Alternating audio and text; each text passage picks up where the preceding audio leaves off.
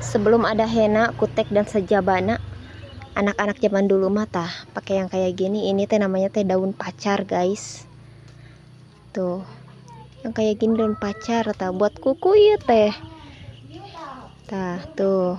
Nanti teh ini teh ditumbuk, terus udah ditumbuk udah halus teh, langsung tatakan karena iya tah karena kuku. Udah jadi warna beureum teh barudak tuh. Ini mah alami tanpa pengawet buatan tah. Yang mau tah ada di sini teh. Di TK Miftahul Arif tah yang mau di sini tah. Masih kene aya di dia barudak.